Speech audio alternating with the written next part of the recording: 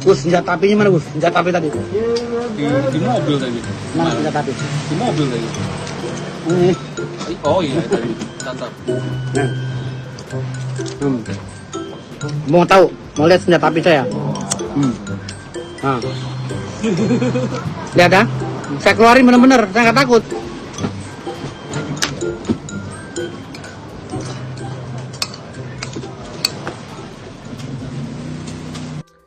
Halo Sobat Fakta Bang Pin, ketemu lagi dengan Bang Pin yang terus mengabarkan fakta viral seputar selebritas tanah air yang terus saja bikin berita, dan dengan berita mereka tetap eksis di ranah media. Firdaus Oyobo, pengacara koboi, memang akhir-akhir ini sangat menjadi bahan pembicaraan, terutama keterlibatannya dengan Asosiasi Dukun Indonesia yang menyeruak ke permukaan efek dari kasus Gus Samsudin dan pesulap merah serta para dukun. Gus Samsudinnya lenyap, Firdaus makin eksis dengan para dukun yang dibawanya. Firdaus memang mentalnya mental baja guys, ditinggal oleh Jindan yang sudah gabung bersama Dennis dan Dr. Richard di grup pemburu dukun. Firdaus terus melenggang, ada saja yang dia bawa. Kini dia membawa wasi, yaitu Gus Irfan yang dikenalkan sebagai warga NO dan katanya merupakan anak dari seorang tokoh Pagar Nusa, salah satu organisasi kanuragan dari NU atau Nahdlatul Ulama. Firdaus pun mulai beraksi dan beratraksi, dan kabar terakhir dia melaporkan Gus Miftah dan Atta Halilintar, juga menyentil Raffi Ahmad dan Andre Taulani. Yang menarik adalah soal Andre Taulani. Ada netizen menengarai bahwa Daus ini akan menggantikan Andre Taulani di acara Lapor Pak. Nah, bagaimana ceritanya, bagaimana kisahnya, kita simak saja kupas tipis-tipis fakta Bang Pin kali ini. Like, subscribe, and komennya ditunggu, dan jangan lupa selalu ada doa dalam setiap lentikan jarimu.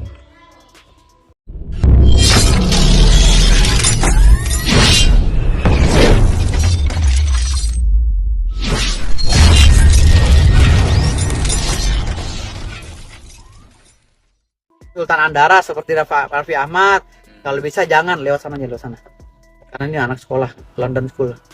Jadi misalnya Raffi Ahmad atau Andre Taulani gitu pakai nama Sultan, janganlah gitu loh. Tapi kalau kita tegur sekali dua kali masih begitu juga, ya udah kita somasi kan gitu. Kita adukan acara hukum kan gitu. Hukum acaranya kita laksanakan.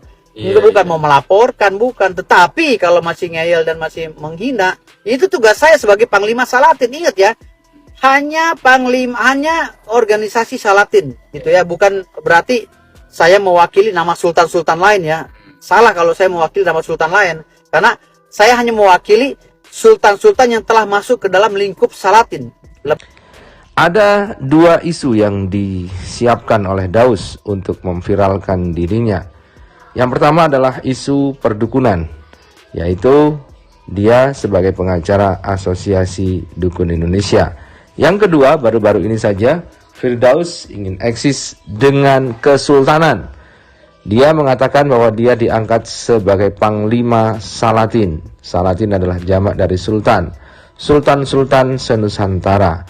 Meskipun belakangan tidak diakui oleh keluarga Kesultanan Bima yang dia aku sebagai keturunan, dia merupakan keturunan Sultan Bima. Dalam hal kesultanan itu, Daus pun nyentil-nyentil Sultan Andara dan Sultan Andre Taulani.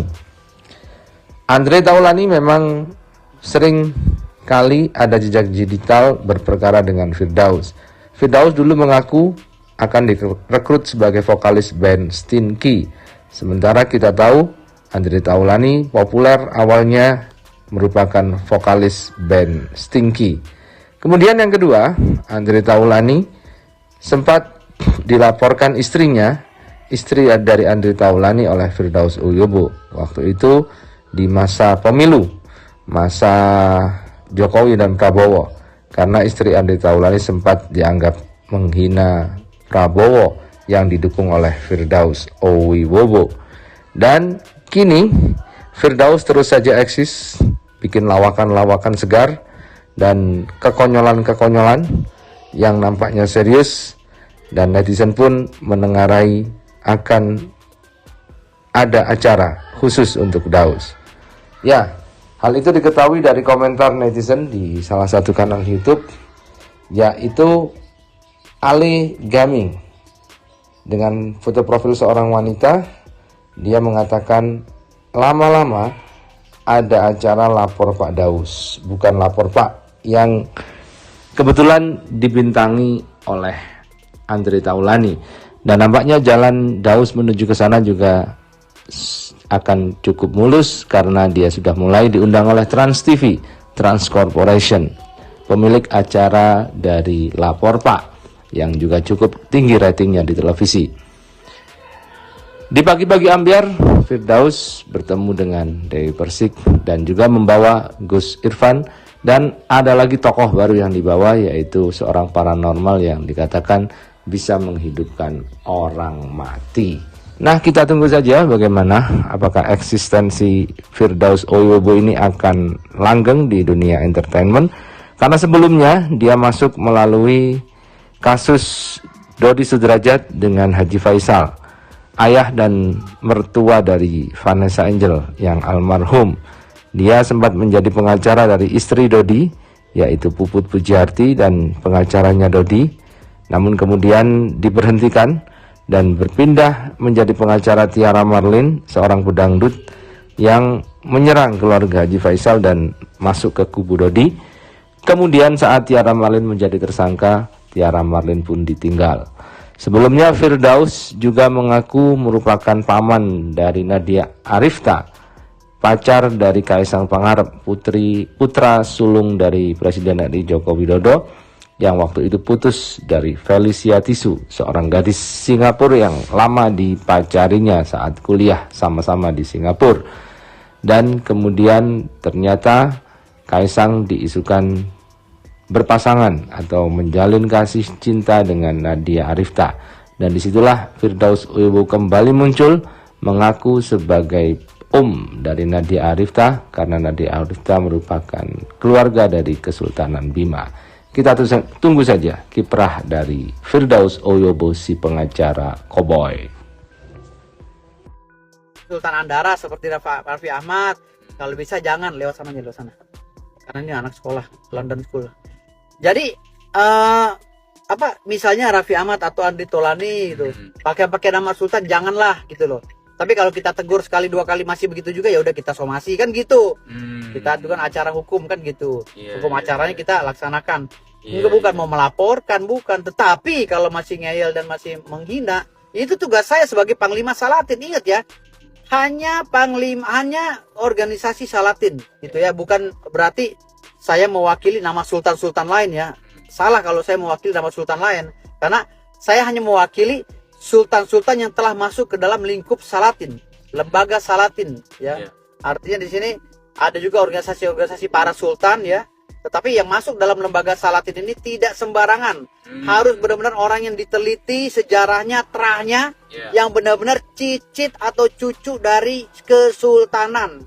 Jadi jangan sampai nangis darah pun kalau ngaku sultan di lembaga Salatin, kalau nggak ada nasabnya nggak bakal tercatat, nggak boleh, gitu, nggak boleh. Coba aja daftar ke lembaga Salatin, boleh nggak itu dibayar pakai uang? Nggak bisa, karena lembaga Salatin ini ketat, itu Gus. Betul. Artinya di sini saya meluruskan semua pertanyaan. Nah, tapi di zaman yang penuh fitnah ini, mungkin sudah layaknya lah kita sebagai generasi sultan ini turun untuk meluruskan, ya kan? Karena memang kita dikenal juga zaman dulu kenapa perjuangan itu sampai bisa memenangkan ya. Memenangkan ini karena kita melalui doa-doa dan ridho Allah SWT. Bukan kekuatan apa, tapi kekuatan Allah SWT. Betul. Gitu. Dan keinginan Senopati ya, maaf saya manggil pengacara koboi Senopati dalam bahasa budaya saya sebagai orang Jawa. Iya. Para kiai-kiai itu jangan lupa mereka itu keluarga kerajaan keraton juga.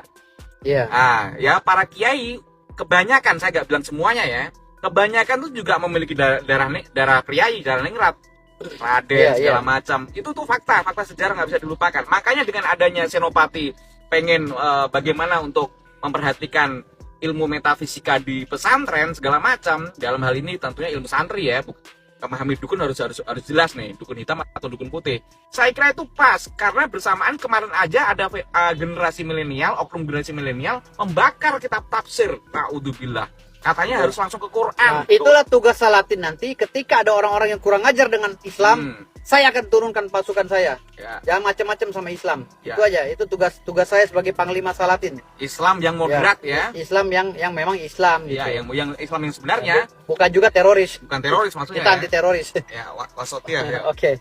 Assalamualaikum warahmatullahi wabarakatuh. Waalaikumsalam. Shallu ala Nabi. Allahu Akbar. Allahu Akbar. Viral lagi. Gimana?